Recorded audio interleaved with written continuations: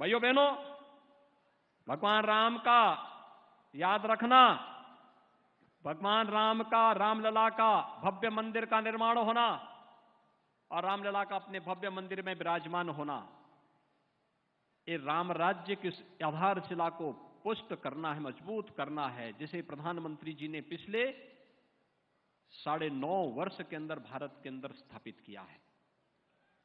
राम राज्य दैहिक दैविक भौतिक तापा, राम राज नहीं काहू व्यापा, सब नर करहि परस्पर प्रीति, चलहि स्वधर्म निरत सुत नीति।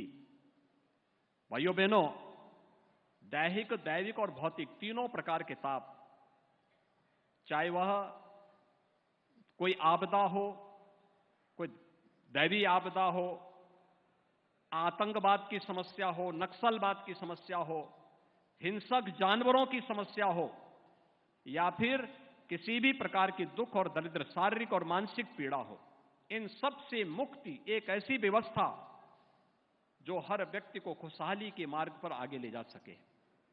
गरीबों के लिए जो योजनाएं बनी, हर घर में शौचालय बन गया, हर गरीब के लिए आवास की व्यवस्था हो गई, हर गरीब को विद्युत की कनेक्शन मिल गए, हर गरीब के घर में स्वस्थ ईंधन के लिए उज्ज्वला योजना के कनेक्शन मिल गए, हर गरीब के स्वास्थ्य के लिए आयुष्मान भारत की 5 लाख रुपए की स्वास्थ्य बीमा का कवर मिल रहा है, हर गरीब के लिए वे सभी सुविधाएं। और अपने और पराये का आभास भाइयों बहनों तब होता है जब व्यक्ति संकट में होता है। हमने पहले दीपोत्सव को पूरी भव्यता के साथ एक नई ऊंचाई तक पहुंचाते रहे, लेकिन अगले 3 वर्ष हमारे लिए कठिन थे जब कोरोना महामारी ने आ घेरा था, लेकिन तब भी हमने दीपोत्सव के कार्यक्रम को बाधित नहीं होने दिया। और हम तो आभारी हैं, माननीय राज्यपाल महोदय भी इस हर कार्यक्रम में भागीदार बनती थी। कितनी भव्यता के साथ ये सभी कार्यक्रम होते थे और उस समय फ्री में टेस्ट, फ्री में उपचार, फ्री में वैक्सीन, दुनिया के अंदर वैक्सीन फ्री में देकर के कोरोना जैसी दुनिया की इस सदी की सबसे बड़ी महामारी को ऐसे समाप्त किया प्रधानमंत्री जी ने, जैसे छू मंतर होकर के एकदम वैक्सीन रामबाण साबित हो गई। भारत का वैक्सीन सबसे प्रभावी हुआ। मात्र 9 महीने के अंदर वैक्सीन बन जाना आज तक कभी नहीं बन पाया, अकेले भारत ने बना के दिखाया। ये नेतृत्व का गुण है।